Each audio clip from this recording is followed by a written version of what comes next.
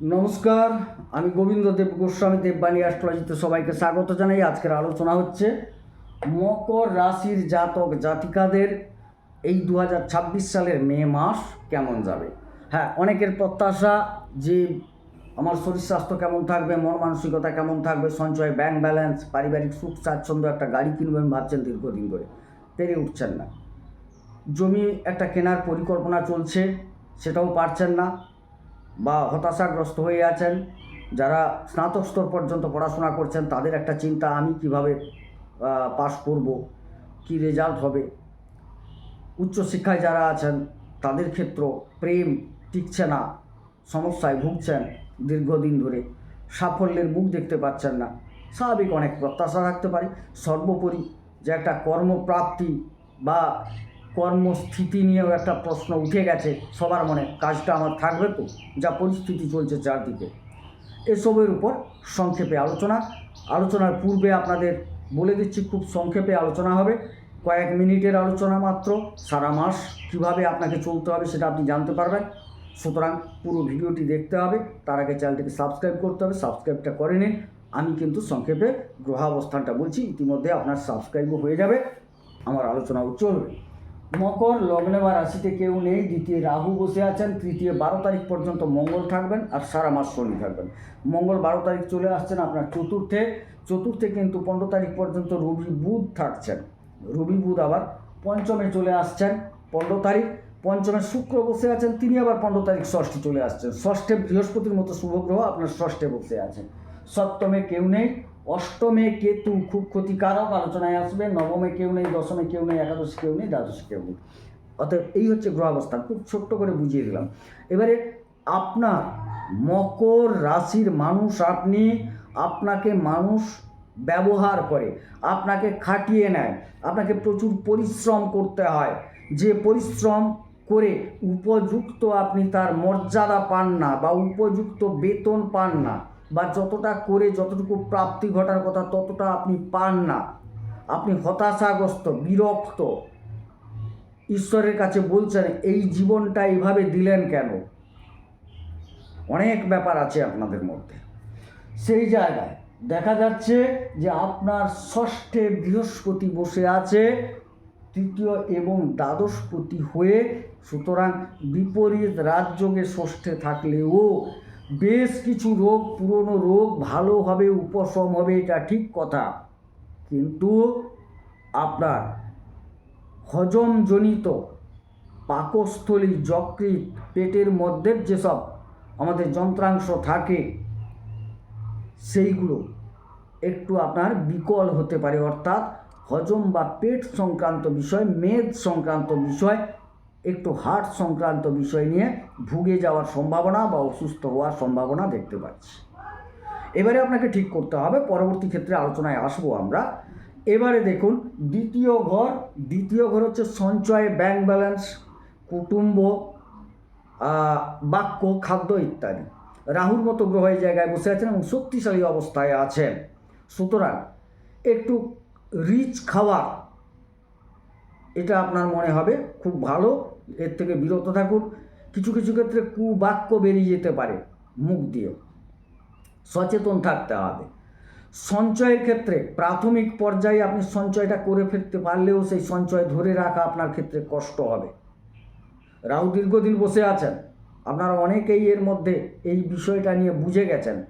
ধরুন আপনাকে হঠাৎ একটা প্রাপ্তির লোভ দেখাবে, কিছু একটা পেয়ে গেলেন, একটা লটারি কাটলেন, প্রাথমিকভাবে হ্যাঁ কিছু টাকা পেয়ে গেলেন, তারপর কি ঘটবে না, আরও লোভ করতে গিয়ে এই লটারি বারবার কাটতে থাকলেন, কিন্তু পরে আর পেলেন না। দেখা গেল 5,000 টাকা পেয়েছিলেন, আপনি লটারি কাটতে কাটতে 25,000 টাকা খরচ করে ফেলেছেন।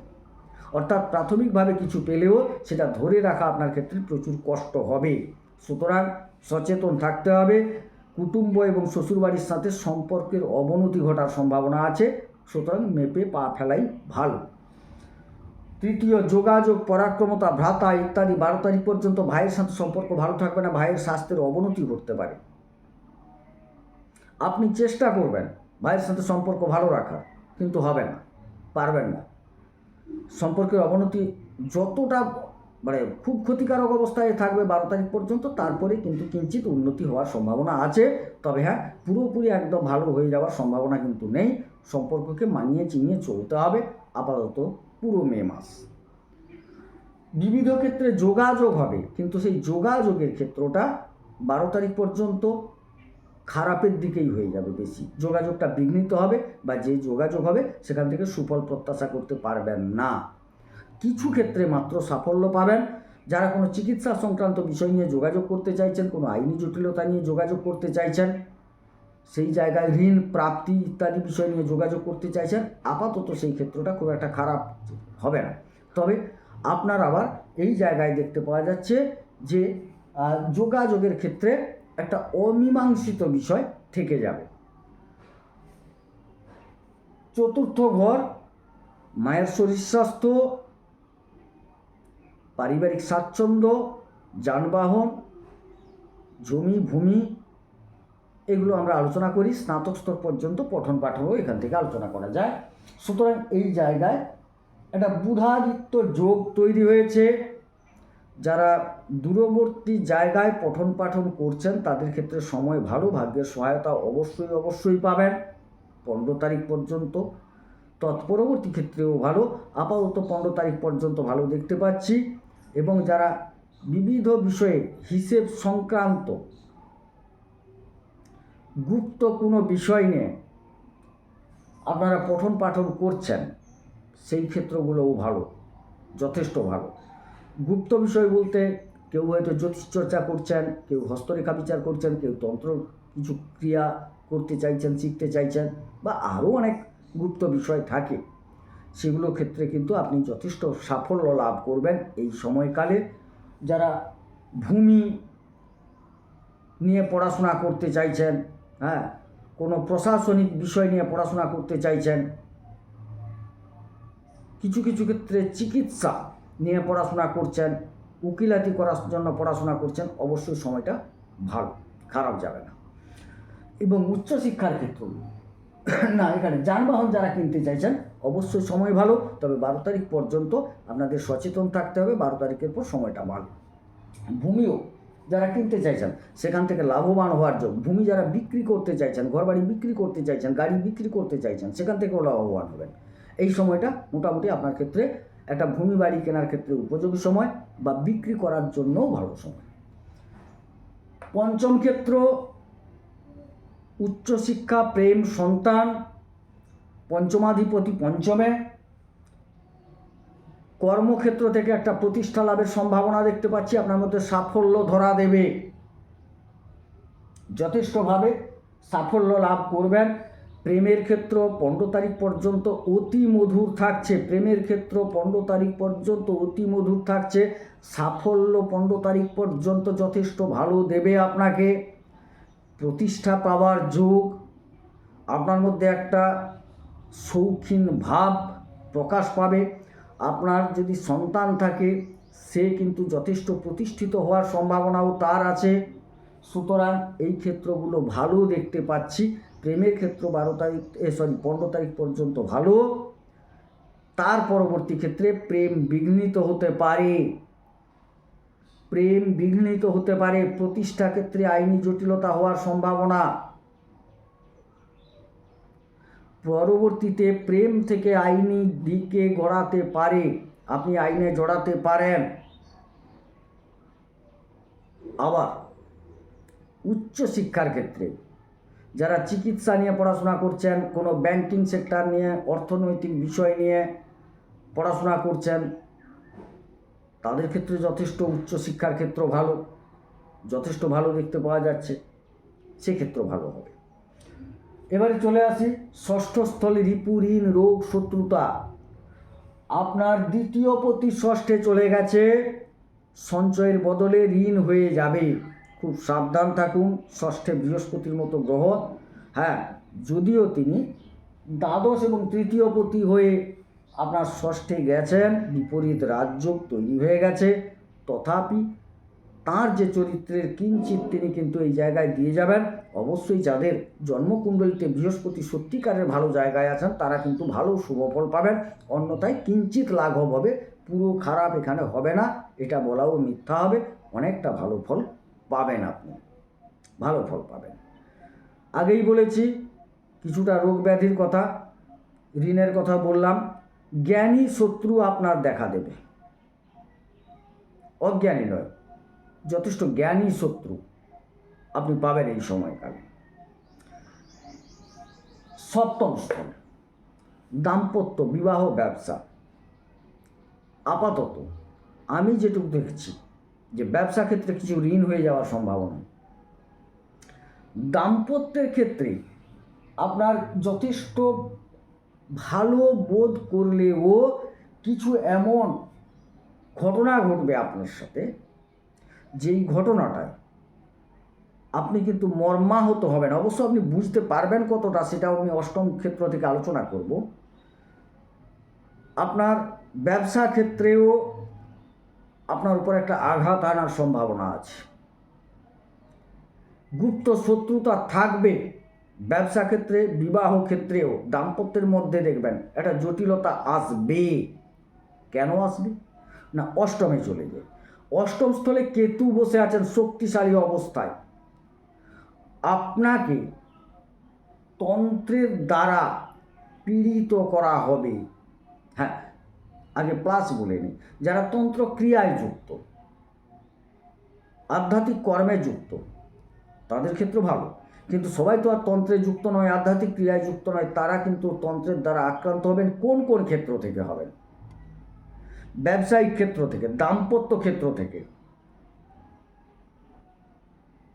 এই জায়গাগুলো আপনাকে যথেষ্ট পীড়িত করবে। কুটুম্ব, বন্ধু বান্ধব, তাদের ক্ষেত্র থেকেও আপনি আক্রান্ত হতে পারেন, তন্ত্রাক্রান্ত হতে পারেন। সুতরাং এই যে বললাম, বৈবাহিক ক্ষেত্র খুব একটা সুখকর নয়। ব্যবসা ক্ষেত্রের উপর প্রচুর পরিমাণে তন্ত্র প্রয়োগ হবে ব্যবসার সাফল্যটাকে আটকাতে। আপনারও যেই ব্যবসা, আমারও সেই ব্যবসা। অতএব আপনার ব্যবসাটাকে যদি স্লো করতে পারি, আমার ব্যবসাটা ভালো চলবে। এই যে সব মানসিকতা, এর বাইরেও অনেক কিছু ঘটনা আছে যেগুলো মোটামুটি আপনি একটা তন্ত্রে আক্রান্ত হতে চলেছেন। খুব সাবধানতার সাথে সময়টাকে অতিবাহিত করবেন, এটুকু বলে রাখলাম।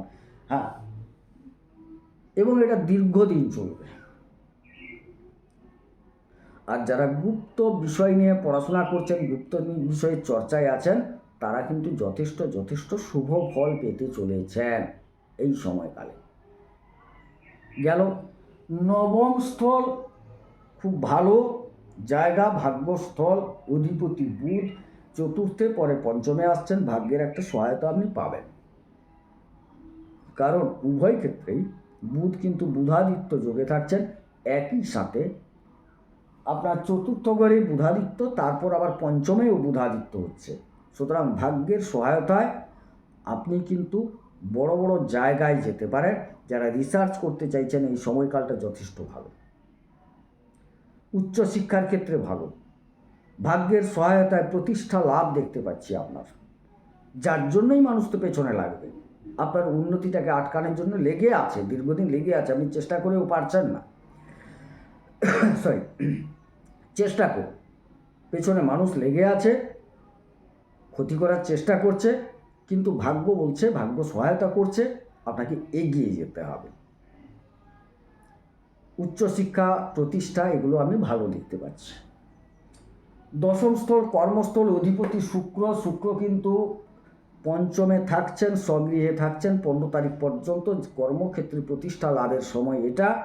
এই 15 তারিখের মধ্যে যাবতীয় প্রতিষ্ঠা আপনাকে করে নিতে হবে। তৎপরবর্তী ক্ষেত্রে মাত্র কয়েকটি ক্ষেত্র ভালো। আর একটা কথা, সরকারি কর্মপ্রাপ্তির ক্ষেত্রে যারা কর্ম করছেন, তাদের প্রতিষ্ঠার সময় কিন্তু 15 তারিখ পর্যন্ত, খুব ভালো। আর যারা কর্ম পেতে চাইছেন, তাদের ক্ষেত্রে কিন্তু 15 তারিখের পর 30 তারিখ পর্যন্ত অবশ্যই সময়টা ভালো। ভাগটা বুঝতে পেরেছেন? 15 তারিখ পর্যন্ত যারা কর্মে আছেন, যে কোনো কর্মে প্রতিষ্ঠা লাভের জায়গাটা ভালো। আবার 15 তারিখের পর সেই প্রতিষ্ঠাটাকে দেখে তার পেছনে শত্রু লেগে যাবে।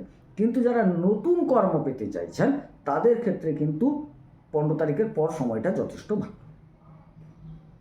বোঝাতে পেরেছি? একাদশ স্থল লাভ, উপার্জন ইত্যাদি। 12 তারিখ পর্যন্ত আপনার উপার্জনপতি তিনি কিন্তু বিষযোগে আক্রান্ত আছেন, কিছু যোগাযোগ অবশ্যই হবে, যোগাযোগ ভাঙবে, এটা ঠিক কথা। তার পরবর্তী সময়ে আপনার উপার্জন যথেষ্ট ভালো হবে এবং আপনার উপার্জন আপনার পরিবারে নিয়োজিত হয়ে যাবে, পারিবারিক উন্নতিতে কাজে লাগবে। জমি বাড়ি কেনার ক্ষেত্রে, গাড়ি কেনার ক্ষেত্রে আপনার উপার্জন কিন্তু আপনি ব্যয় করবেন। অতএব উপার্জন বৃদ্ধি যোগ আপাতত 12 তারিখের পর আমি যথেষ্ট ভালো দেখতে পাচ্ছি। উপার্জন করুন। ব্যয়াধিপতি ষষ্ঠে, রোগ ব্যাধির কারণে কিছু ব্যয়, আইনি জটিলতার কিছু ব্যয় হবে, আইনি জটিলতায় আপনার অবশ্যই সেটা হবে। আর শত্রু মোকাবিলা করতে কিছুটা ব্যয় হবে, এইগুলো দেখতে পাওয়া যাচ্ছে। সুতরাং ব্যয়টাকে যাতে কম করা যায়, কারণ উপার্জন আছে, উপার্জন থেকে সঞ্চয় করুন। কারণ আপনার রাষ্ট্রাধিপতি সঞ্চয়ের জায়গায় বসে সঞ্চয় করতে চাইছেন, বলছেন আপনাকে সঞ্চয় করতে। এই যে বলছেন ভাষাটা ব্যবহার কেন করছি, গ্রহগণ তার স্থানান্তর দিয়ে আপনাকে বুঝিয়ে দেন যে তুমি এই কাজটি করো। শনি আপনার রাশির অধিপতি, তিনি বলছেন তুমি সঞ্চয় করো, আমি সঞ্চয়ের জায়গায় আছি, সঞ্চয়ে মনোনিবেশ আপনার ঘটবে। কিন্তু রাহুর মতো গ্রহ অতি লিপ্সা ভাব, যে আরও চাই আরও চাই, এই যে ভাবটা এনে দিয়ে আপনাকে একটু বিঘ্নিত করবে। আমি আগে বুঝিয়েছি একটা লটারির উদাহরণ দিয়ে, লটারি মানে লটারি নয়, একটা উদাহরণ মাত্র। তো সুতরাং মন স্থির রাখুন, লোভ বর্জন করুন। অবশ্যই উপার্জনে সচেষ্ট হলে উপার্জন পাবেন, গাড়ি বাড়ি যানবাহন সবই যোগ আছে, এটুকু পরিষ্কার। সময়কে কাজে লাগান, এই সময় অনেকটা আপনার জন্য। তবে হ্যাঁ, শেষ কথা একটাই, মকর রাশির মানুষ যতটা করে তার প্রত্যুত্তরে ততটা পায় না। সুতরাং এটাকে মাথায় রেখে তার মধ্য থেকে যতটা উপসত্ব তুলে নেওয়া যায় ততটাই তুলে নিতে হবে, সময়টা আপনাকে এই বলছে। যাই হোক, আলোচনা যদি কিঞ্চিত ভালো লাগে সাবস্ক্রাইব করবেন, কারণ এখানে আতিশয্য নেই, ফুলিয়ে ফাঁপিয়ে বলিনি, ভয়ও দেখাইনি, যেটুকু বাস্তব আমার চোখে ধরা পড়েছে আমি বললাম। আপনারা আপনাদের কর্মের দ্বারা সঞ্চয় করবেন, কর্মপ্রাপ্তি ঘটুক, কর্মে উন্নতি হোক, কর্মে শ্রীবৃদ্ধি হোক। আর যাদের হচ্ছে না, মনে করছেন তন্ত্রক্রিয়ায় আক্রান্ত, তারা একটু জ্যোতিষীর পরামর্শ নেন। যারা আমার সাথে যোগাযোগ করতে চাইছেন, নাম্বার দেওয়া আছে 9609078231, হোয়াটসঅ্যাপ নাম্বার দেওয়া আছে 8972451464, এই নাম্বারে যোগাযোগ করুন। অবশ্যই বিচার করে যতটুকু সম্ভব সমাধান করে দেওয়া যায় তার চেষ্টা করব। অবশ্যই দক্ষিণা প্রযোজ্য। সবাই সুস্থ থাকুন, সুন্দর থাকুন, ঈশ্বর সকলের মঙ্গল করুন, মঙ্গল হোক। নমস্কার।